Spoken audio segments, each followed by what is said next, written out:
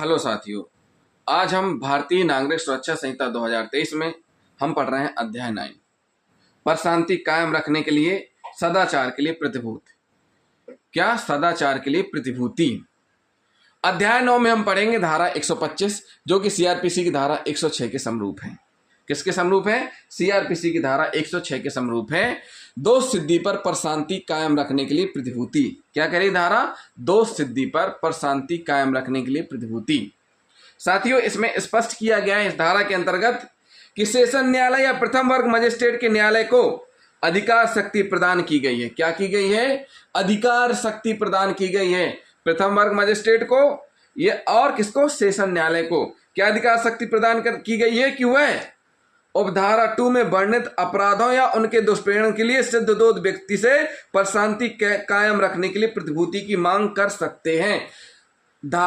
उपधारा 2 का मतलब है, उपधारा 2 में अपराधों के बारे में बताया गया है कि कौन कौन से अपराधों पर दोष सिद्धि होने पर शांति बनाए रखने के लिए प्रतिभूति की मांग न्यायालय द्वारा की जा सकती है, उनको शक्ति प्राप्त है।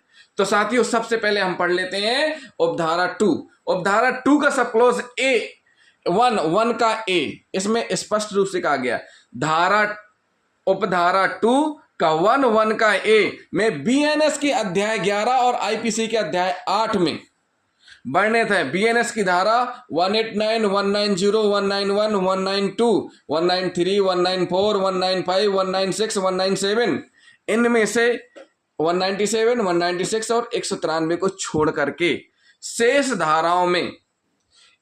इन धाराओं का अपराध धाराओं के बारे में हम आपको बता चुके हैं। तो जिन साथियों ने हमारे बीएनएस के पुराने वीडियो नहीं देखे हैं जरूर देख लें, और जिन साथियों ने अभी तक हमारे चैनल को सब्सक्राइब नहीं किया है हमारे चैनल को जरूर सब्सक्राइब कर लें और इस वीडियो को लास्ट तक जरूर देखें। तो साथियों, इन धाराओं के अंतर्गत जिसने अपराध किया है उसके अगेंस्ट एफआईआर दर्ज होने पर इन्वेस्टिगेशन होगा। इन्वेस्टिगेशन के बाद इन्वेस्टिगेशन जैसे ही कंप्लीट होगा चार्जशीट कोर्ट में पुटअप की जाएगी और वहां पर क्या चलेगा? ट्रायल मींस विचारण का कह सकते हैं हम सीधी सरल भाषा में कि वहां पर सुनवाई चलेगी। जो जिसने शिकायत की है, जिसने एफआईआर दर्ज कराई है और जो पीड़ित है और जिसने घटना देखी है उनके बयान होंगे। दूसरी तरफ जिसने अपराध किया है वो भी मौजूद होगा। तो यहाँ जो अपराध जिसके द्वारा किया गया है, जिस पर आरोप लगाए गए हैं, उसको भी बराबर सुनवाई का अवसर मिलेगा और उसको अवसर मिलेगा कि अपने आप को वह साबित करे कि वह निर्दोष है या जो अवधारणा बन रही है उनका खंडन करें। तो इस स्थिति में इन धाराओं में वर्णित अपराध में या तो दोष सिद्धि होगी या दोष मुक्ति होगी। अगर दोष सिद्धि हो रही है, क्या हो रही है? अगर दोष सिद्धि हो रही है उस स्थिति में न्यायालय को शक्ति है। क्या शक्ति है? कि जमानत पर छोड़ते समय, दोष सिद्धि के बाद जमानत पर छोड़ते समय क्या करेंगे? जमानतदार पेश करने को कहेंगे, स्वयं का मुचलका भी लेंगे उसका, प्लस गारंटर यानी जो जमानतदार है उसकी जमानत भी ली जाएगी और प्रतिभूति सहित ली जाएगी। क्या ली जाएगी? प्रतिभूति सहित, यानी कि जो जमानतदार है उसकी ओरिजिनल कॉपी लगेगी, डुप्लीकेट कॉपी नहीं लगेगी। जैसे जमीन की हो, प्लॉट की हो, भवन की हो, जिस चीज की सिक्योरिटी रखी जा रही है उसकी डुप्लीकेट कॉपी नहीं चलेगी, ओरिजिनल चलेगी। क्या चलेगी? ओरिजिनल चलेगी। तो साथियों, बीएनएस की अध्याय 11 में जो वर्णित अपराध है उन अपराधों की दोष सिद्धि होने पर, नंबर दूसरा 2(1) का बी हमला, आपराधिक बल या रजिस्ट्री जैसे अपराध करने पर, इस प्रकार के अपराध करने पर दोष सिद्धि होने पर भी शांति कायम रखने के लिए प्रतिभूति ली जाएगी। आपराधिक अभित्रास से संबंधित अपराध या कोई अन्य अपराध जिनमें दोष सिद्धि के बाद जमानत पर न्यायालय द्वारा छोड़ा गया है, उनसे प्रतिभूति लेकर के ही छोड़ा जाएगा। तो साथियों, अब बात आती है कि शांति के लिए क्यों जरूरी है। साथियों, होता क्या है, जिसने एक बार अपराध कर दिया उसको न्यायालय हिदायत देती है और उसके लिए एक जमानतदार की व्यवस्था करती है कि भैया आप एक जमानतदार लेकर के आओ तब हम आपको छोड़ेंगे।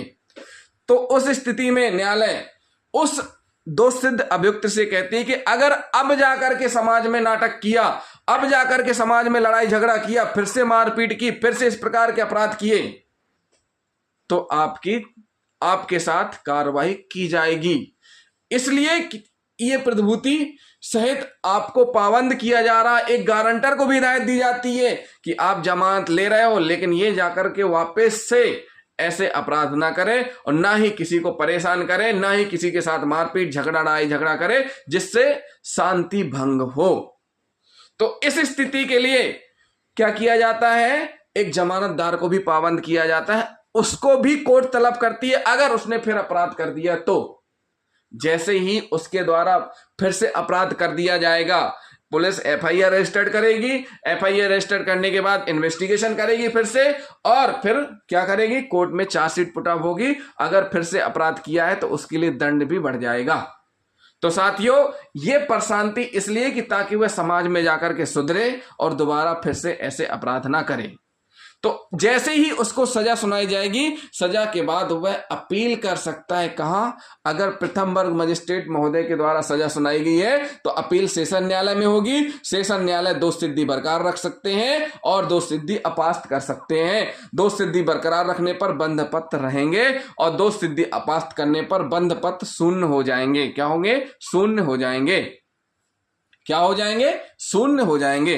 तो साथियों, ये हुई भारतीय नागरिक सुरक्षा संहिता की धारा 125, जो कि सीआरपीसी की धारा 106 के समरूप है, दोष सिद्धि पर प्रशांति कायम रखने के लिए प्रतिभूति। एक बात और हम स्पष्ट कर देते हैं, दंड के विषय में हम आपको ले जाते हैं, जिसमें प्रथम वर्ग मजिस्ट्रेट तक को 3 वर्ष तक की सजा देने का प्रावधान है। और एक बात और हम आपको बता देते हैं, 3 वर्ष तक की सजा देने पर न्यायालय से ही जमानत पर छोड़ा जा सकता है। अगर 3 वर्ष से अधिक सजा दी गई है तो उस स्थिति में 3 वर्ष से अधिक सजा किसके द्वारा दी जाएगी, जिस न्यायालय के द्वारा, यानी सीजेएम या सेशन न्यायालय के द्वारा, क्योंकि सीजेएम महोदय 7 वर्ष तक की सजा दे सकते हैं और सेशन न्यायालय तो आजीवन कारावास, मृत्युदंड तक की सजा सुना सकते हैं। लेकिन अगर 4 वर्ष तक की सजा सुनाई गई है, उस स्थिति में जमानत हाईकोर्ट से मिलेगी। कहां से मिलेगी, जमानत के लिए फिर हाईकोर्ट जाना पड़ेगा, यानी जेल आपको जाना पड़ेगा। जेल में रहेंगे, उसके बाद हाईकोर्ट में आपकी सुनवाई होगी। हाईकोर्ट अगर संतुष्ट होगा तो आपको बेल मिल जाएगी, नहीं तो जो निर्धारित समय अवधि है उस अवधि को क्या करना पड़ेगा, गुजारना पड़ेगा, या एक निर्धारित समय अवधि व्यतीत जाने पर आपको जमानत मिलेगी। न्यायालय जैसा उचित समझेंगे, न्यायालय के विवेक पर डिपेंड करती हैं सारी चीजें। तो साथियों, जिन साथियों ने अभी तक हमारे चैनल को सब्सक्राइब नहीं किया, हमारे चैनल को जरूर सब्सक्राइब कर लें और वीडियो को लाइक और शेयर करना न भूलें, साथ ही साथ कमेंट भी करते जाएं। थैंक यू दोस्तों।